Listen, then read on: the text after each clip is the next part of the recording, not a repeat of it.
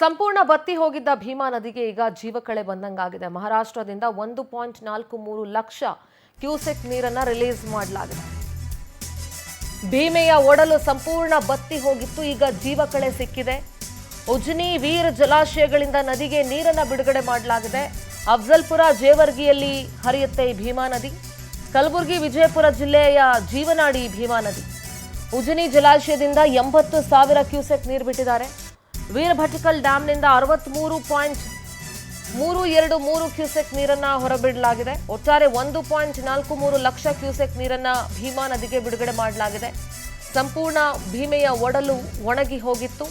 Sonna ಬ್ಯಾರೇಜ್ನಿಂದ 44,000 cusec ನೀರನ್ನ ಭೀಮಾ ನದಿಗೆ ಬಿಡಲಾಗಿದೆ. ಕಲಬುರಗಿ ಜಿಲ್ಲೆಯ ಅಫ್ಜಲ್ಪುರ ತಾಲೂಕಿನ ಸೊನ್ನಾ ಬ್ಯಾರೇಜ್ ಇದು. ಸಾರ್ವಜನಿಕರು ನದಿ ದಡದಲ್ಲಿ ಸಂಚಾರ ಮಾಡೋದು, ನದಿಯೊಳಗಡೆ ಇಳಿಯೋದು, ಅಲ್ಲಿ ನಿಂತ್ಕೊಂಡು ಸೆಲ್ಫಿ ಕ್ಲಿಕ್ಕಿಸ್ಕೊಳ್ಳೋದು, ಇದೆಲ್ಲದಕ್ಕೂ ಕೂಡ ನಿರ್ಬಂಧವನ್ನ ಹೇರಲಾಗಿದೆ. ಕಲಬುರಗಿ ಜಿಲ್ಲಾಡಳಿತ ಇದ್ರ ಬಗ್ಗೆ ಸೂಚನೆಯನ್ನ ಕೊಟ್ಟಿದೆ. ಬಹಳ ಏನಂತ ಹೇಳ್ತೀವಿ, ರೌದ್ರ ನದಿಗಳು ಇವೆಲ್ಲವೂ. ಭೀಮೆ, ಕೃಷ್ಣೆ ಇವೆಲ್ಲ ಇದಾವಲ್ಲ, ಬಹಳ ರೌದ್ರ ನದಿಗಳು. ಈ ಹಿಂದೆ ಅದರ ಒಡಲು ಬರಿದಾಗಿದ್ದನ್ನ ನೀವು ನೋಡ್ತಾ ಇದ್ರಿ, ಈಗ ತುಂಬಿ ಹರಿತಾ ಇರೋದನ್ನ ಕೂಡ ನೋಡ್ತಾ ಇದ್ರಿ.